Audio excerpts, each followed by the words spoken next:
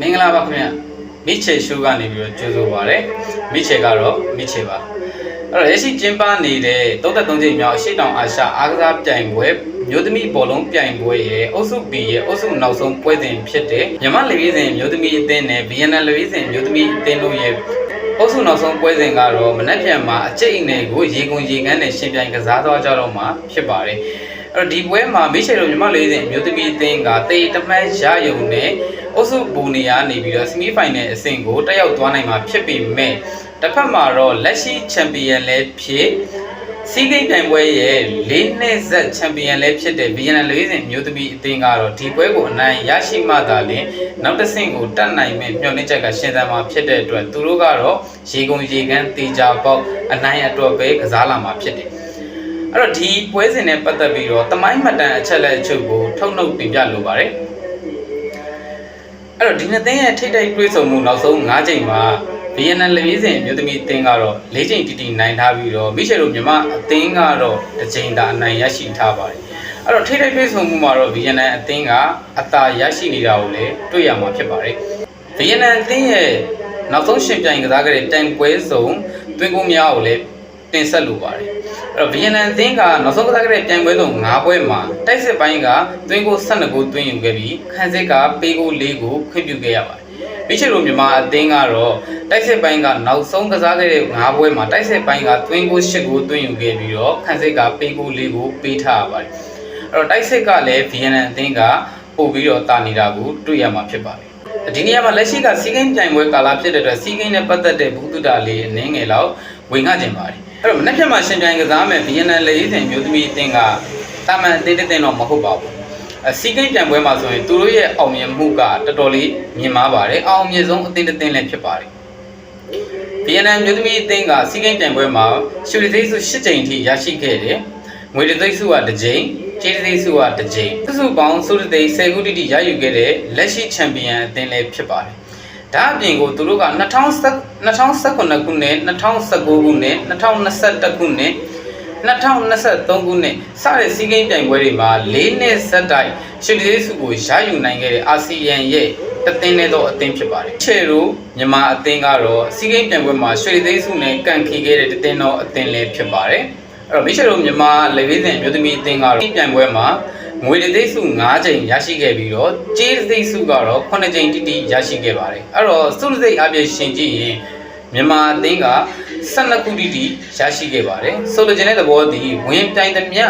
စီးကိန်းပြိုင်ပွဲတိုင်းမှာမြန်မာအမျိုးသမီးအသင်းကစုသိန်းတွေရယူထားတယ်လို့ပြောလို့ရပါတယ်အသင်းနဲ့ပတ်သက်ပြီးလက်ရှိကမ္ဘာအဆင့်ရည်တည်မှုနဲ့အာဆီယံအဆင့်ရည်တည်မှုလေးကိုလည်းပြောပြလိုပါတယ်VNL အသင်းကတော့လက်ရှိကမ္ဘာအဆင့်ရည်တည်မှု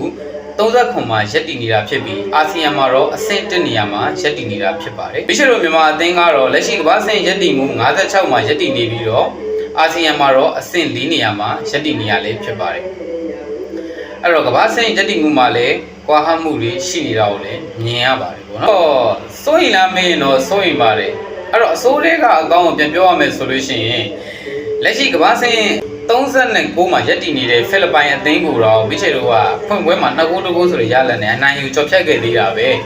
ဖိလစ်ပိုင်ထက် World Ranking 20ပဲမြင့်တဲ့ VNL အသင်းကိုဘာကိစ္စနဲ့ရှုံးရမှာလဲ VNL အသင်းကိုအနိုင်ယူထားတဲ့ဖိလစ်ပိုင်အသင်းကိုအုပ်စုဖွင့်ပွဲမှာအနိုင်ရရှိခဲ့တာဖြစ်တဲ့အတွက်မန်တယ်ဘိုင်းကလုံးဝအမြင့်ဆုံးကိုရောက်ရှိနေတာဖြစ်တယ်VNL မျိုးသမီးအသင်းကလည်းလက်ရှိချန်ပီယံလည်းဖြစ်တယ်၄နှစ်ဆက်ချန်ပီယံလည်းဖြစ်တယ်ဒီလိုဂုဏ်သိက္ခာပိုင်းအရာမြန်မာအသင်းကိုသူတို့ကလုံးဝမရှုံးအောင်ကစားမှာသူတို့ဘက်ကတော့တေချာပါတယ်အနိုင်ရတဲ့တစ်ခုတည်းအတွက်သူတို့ကပြင်ဆင်ပြီးကစားလာမှာဖြစ်ပါတယ်VNL မျိုးသမီးအသင်းကတော့ဘောလုံး position ကိုအဓိကထားကစားပြီးတော့တိုက်စစ်စင်တဲ့တေးတင်းဖြစ်ပြီးတော့မိချေတို့မြန်မာအသင်းကတော့ကောင်းတာကစားဟန်ကိုအဓိကထားပြီး finishing ပိုင်းအဆုံးသတ်ပိုင်းကိုတိတိကျကစားတဲ့ကစားဟန်ကိုလက်ရှိမှာအသုံးပြုနေတာကိုလည်းမြင်ရပါတယ်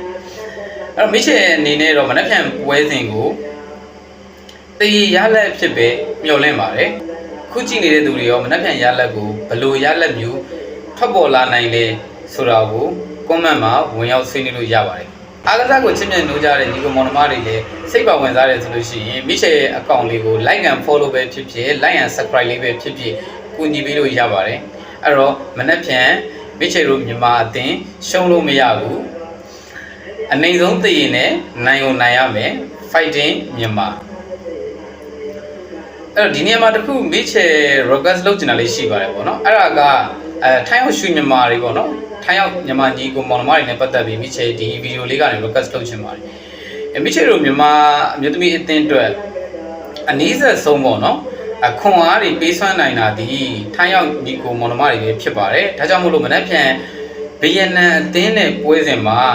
ထိုင်းရောက်ညီကိုမောင်နှမတွေအနေနဲ့အလုံးရင်းနဲ့ဝင်းရံအားပေးကြပါလို့မိချေဒီနေရာကနေပြီးတော့ request လုပ်တောင်းဆိုပါတယ်မိချေတို့အနေနဲ့လည်း online ပေါ်ကနေပြီးတော့တောက်လျှောက်အားပေးမှာဖြစ်ပါတယ်ဒီလိုအားပေးမှုတွေကဒါမိချေတို့မြန်မာအမျိုးသမီးအသင်းအတွက်ခွန်အားဖြစ်ပြီးတော့ဒီပွဲစဉ်ကိုမရှုံးအောင်ကစားမယ်နိုင်အောင်ကစားမယ်ဆိုစိတ်ဓာတ်တွေခံယူချက်တွေနိုးကြတက်ကြွစီမှာဖြစ်ပါတယ်ဒါကြောင့်မို့လို့ညီကောင်မောင်နှမတွေကိုလည်း request လုပ်ပါတယ်အားလုံးပဲနှုတ်ဆက်ပါတယ်မနေ့ပြန်ပွဲပြီးတဲ့အခါမှာအတူတူအောင်ပွဲခံကြရအောင်ပါမင်္ဂလာရှိသောညချမ်းလေးဖြစ်ပါစေ